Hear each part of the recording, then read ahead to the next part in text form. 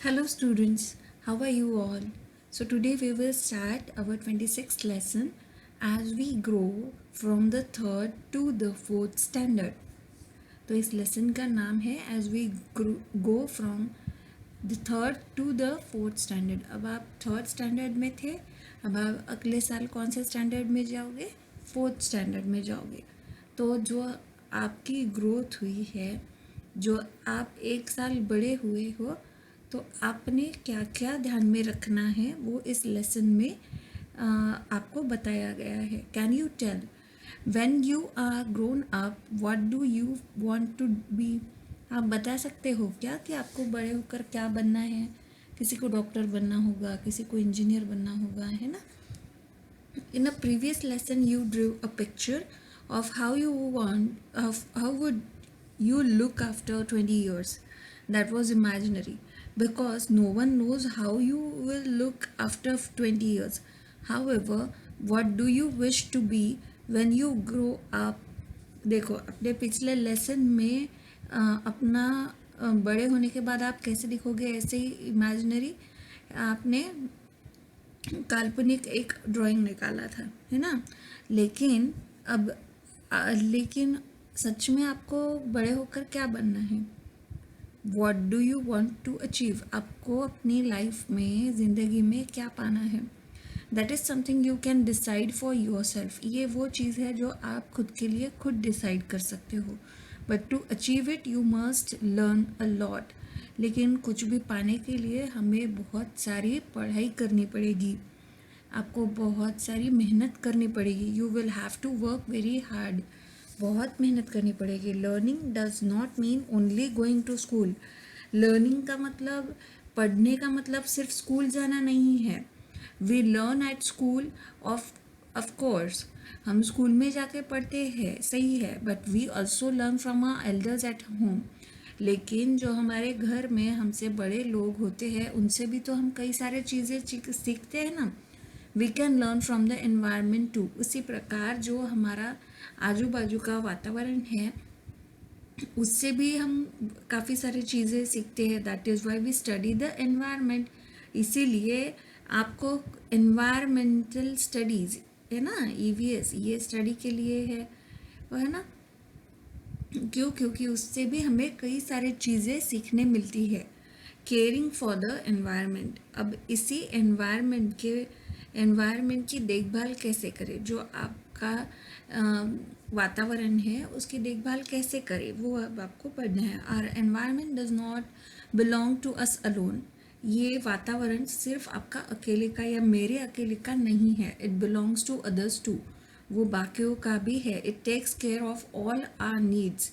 जो हमारा वातावरण है वो हमारी सारी ज़रूरतें पूरी करता है. That is why taking care of the environment is our duty. इसीलिए देखभाल करना इस वातावरण की ये हमारी जिम्मेदारी है. We must take care of ourselves, our home and our school to begin with.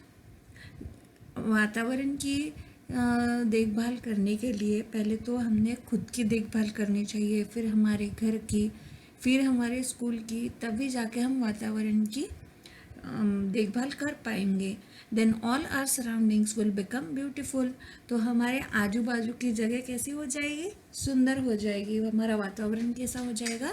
सुंदर हो जाएगा. We must use the things we receive from the environment carefully. हमें जो भी चीज़ें हमारे वातावरण से मिलती हैं उसको संभाल कर यूज़ करना चाहिए. That is why we must never waste food और वाटर. इसी वजह से हमने कभी भी खाना और पानी इसको वेस्ट नहीं जाने देना चाहिए. ओके, संभाल कर यूज़ करना चाहिए. Use your brain power. अब थोड़ा सा दिमाग लगाओ. What will happen if we pluck flowers in a public garden? सोचो कोई पब्लिक गार्डन है बड़ा सा, वहाँ के फूल आपने तोड़ लिए तो क्या होगा? गार्डन में फूल नहीं रहेंगे तो गार्डन कैसे, कलर्स नहीं रहेंगे, है ना. फिर वहाँ पे बटरफ्लाइज नहीं आएंगी. What will happen if we throw garbage from our homes on the road? अगर हम अपने घर का कचरा रोड पर फेंक देंगे तो क्या होगा? सब आपका एनवायरनमेंट गंदा हो जाएगा, है ना. Why must we not carve our names on the walls of historical monuments? आपने बड़े बड़े पुरातन कालीन जगह देखी होगी, वहाँ पे देखा होगा कुछ लोग खुद का नाम लिख देते हैं। तो उससे क्या होता है? इससे तो जो हमारी देश की धरोहर है उसको डैमेज हो जाता है ना, वो खराब हो जाती है। Why must we not throw plastic carry bags and bottles here and there? हमने कभी भी प्लास्टिक की जो बैग होती है, पॉलीथीन बैग होती है, वो इधर उधर नहीं फेंकनी चाहिए, क्योंकि वो उड़ के कहीं भी जा सकती है ना। Can you tell what do you like about your environment and why? आपके आजू बाजू के वातावरण में आपको कौन सी चीज़ें अच्छी लगती है और क्यों, वो अपने बताना है। आवर हाउस एंड होम, हमारा घर और होम, घर मतलब सिर्फ चार दीवार, और होम मतलब सब मिलकर जहाँ पे हम रहते हैं, that becomes your home. Have you ever watch birds building its nest? आपने कभी बर्ड्स को नेस्ट बनाते हुए देखा है? देखा होगा आपने। They work very hard for their little ones, don't they? अपने छोटे पिल्लों के लिए, अपने छोटे जो बच्चे होते हैं बर्ड्स के, उनके लिए वो कितना मेहनत का काम करते हैं, नेस्ट बनाकर, घरटा बनाकर, है ना। Members of your family also work hard for you. उसी प्रकार आपके घर के जो बाकी लोग होते हैं वो भी आपकी बेहतरीन लाइफ के लिए बहुत मेहनत करते हैं। You should be affectionate towards them, आपने उनकी तरफ आदर से देखना चाहिए। You should learn to respect elderly person, आपने हमेशा अपने से बड़े लोगों की रिस्पेक्ट करनी चाहिए, आदर करनी चाहिए। We must contribute to work that our parents and other members of our family have to do, आपने हमेशा जो आपके घर में बड़े लोग काम करते हैं उनकी उनमें मदद करनी चाहिए। Okay, we must treat all women with respect whether they belong to our family और नॉट। आपके घर की औरतें हो या ना हो, लेकिन हमेशा औरतों को इज्जत से उनके साथ में पेश आना चाहिए, है ना। उनकी हमेशा उनका आदर करना चाहिए, औरतों का। Use your brain power. Why do your parents tell you to behave yourself? आपके पेरेंट्स आपको क्यों बताते हैं, मम्मी पापा, कि आप अच्छे से रहो? थोड़ी देर में बोलते हैं अच्छे से रहो, क्योंकि आप कुछ तो गलत करते होगे, इसीलिए उनका काम है फिर बोलना कि अच्छे से रहो। Do you ask if your parents have eaten well? आप कभी पूछते हो अपने मम्मी पापा से कि आपने खाना खाया या नहीं खाया? What can you do to help the adults in the house? आप क्या करते हो आपके घर के जो लोग हैं उनकी मदद करने के लिए? आप क्या करते हो? How do you help when someone at home is not feeling well? अगर घर में किसी की तबीयत खराब हो जाए तो आप उनकी हेल्प कैसे करते हो? थिंक एंड टेल, अब सोचो और फिर बताओ। Okay, what does it mean to depend on one another?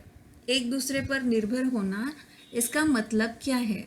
Components of the environment, अब अलग अलग पहलू होते हैं हमारे वातावरण में, उसके बारे में हमें पढ़ना है। Plants and animals are all components of the environment. झाड़ और प्राणी ये दोनों ही क्या है? अलग अलग विभिन्न कंपोनेंट्स है। कंपोनेंट्स मतलब पहलू है हमारे वातावरण के। We are also a part of the environment, हम भी उसी वातावरण का भाग है। Everybody should be able to live a happy and contented life, हर एक ने आसान और पूर्ण और अच्छी लाइफ बितानी चाहिए, सुखी लाइफ बितानी चाहिए। Everyone must feel safe and secure, हर एक को सेफ एंड कैसा, बहुत सुरक्षित ऐसा लगना चाहिए। What we do and how we behave affects the environment, हम क्या करते हैं और कैसे बाकी लोगों से बिहेव करते हैं, कैसे दूसरों के साथ पेश आते हैं, उससे हमारे वातावरण पे फ़र्क पड़ता है। Try this, apply ink on your finger tips, ink लो और आपके फिंगर पे लगा लो। Get their impression on a piece of paper, और उसको आप, और फिर पेपर पे आप अपनी उंगली दबा दो। Do your fingerprints and those of your friends look different? आपकी और आपके फ्रेंड्स की अलग अलग दिखेगी? Look at two leaves of the same twig. झाड़ की जो पत्तियां होती है ना, एक ही डंडी की, एक ही झाड़ की अगर दो पत्तियां देखोगे तो वो भी सेम नहीं होती है।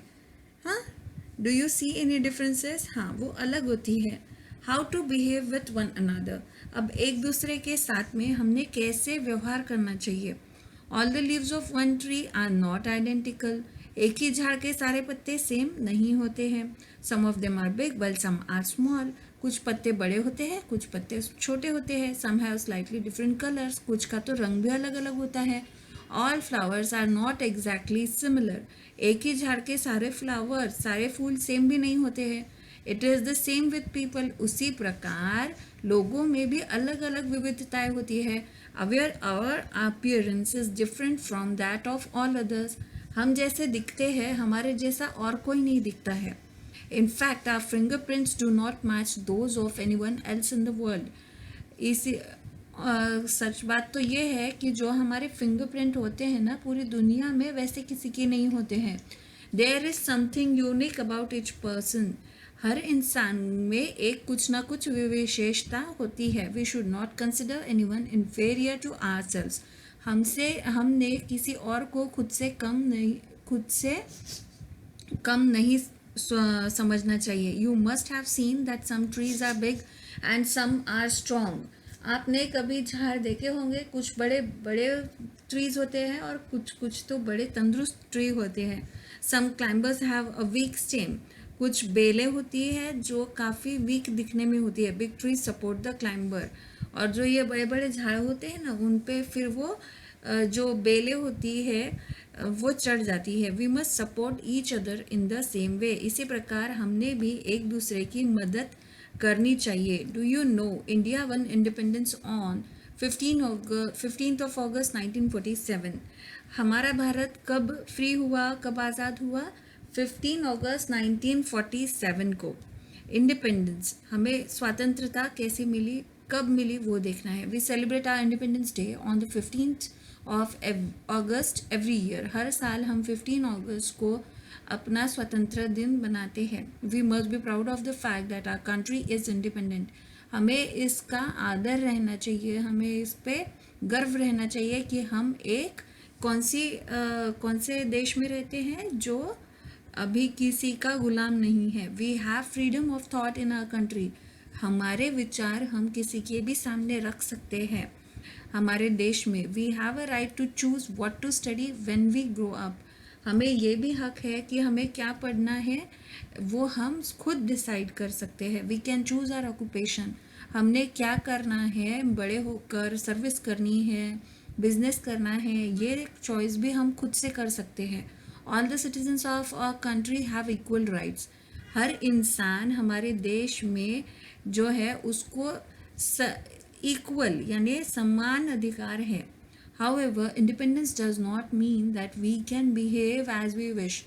इसका आज़ादी का मतलब मन में आए वैसे हमने रहेंगे, ऐसा नहीं होता है। Look at the nature. हमारी जो प्रकृति है उसकी तरफ हमने देखना चाहिए। Everything in nature follows the rules. हर चीज़ जो प्रकृति में है वो नियम का पालन करती है। Ends walk in the Q. आपने चींटियाँ देखी होगी, वो सीधे लाइन में ही चलती है। Bees are constantly working. जो मधुमक्खी होती है वो हमेशा काम करते रहती है। We must be good citizens of India. हम अच्छे नागरिक बनकर हमें रहना चाहिए भारत का। For this we must have honesty, punctuality, perseverance and discipline. इसके लिए, अच्छा नागरिक बनने के लिए हमें क्या होना चाहिए? हमने हमेशा ऑनेस्ट होना चाहिए, हमेशा टाइम पर पहुंचना चाहिए, है ना, चीज़ों को संभाल कर रखना चाहिए और सही तरह से रहना चाहिए। Good habits that are cultivated in childhood are of great use when we grow up. हमें अगर अच्छी आदतें बचपन में ही लग जाएगी तो वो हमें सुविधा देगी जब हम बड़े हो जाएंगे। Use your brain power. अब अपना दिमाग लगाओ। चलो, what are the advantages of a queue over a crowd. समझो, कहीं पर भीड़ है और कहीं पर और एक दूसरी जगह पर भीड़ नहीं लाइन लगी है, तो वो किसका कहाँ पे काम जल्दी होगा? जहाँ पे लाइन लगी होती है वहाँ पे आपका काम हमेशा जल्दी होता है। क्यों क्यों ऐसा होता है? क्योंकि लाइन में आपका टाइम वेस्ट ही नहीं होता है। अरे मेरा काम पहले करो, मेरा काम पहले करो, ऐसे बोलने में, है ना। We can learn a lot by studying the environment. हम बहुत सारी चीज़ें पढ़ सकते हैं, सीख सकते हैं हमारे वातावरण से। You will continue to learn more about it in higher classes. जैसे आप अगली कक्षा में जाओगे तो आपको और ज़्यादा आपके वातावरण के बारे में सीखने के लिए, पढ़ने के लिए मिलेगा। सो अगर मेरी वीडियो बच्चों अच्छी लगी है तो मेरे चैनल को सब्सक्राइब करो और अपने फ्रेंड्स में इस वीडियो को शेयर एंड लाइक ज़रूर करना। Thank you for watching.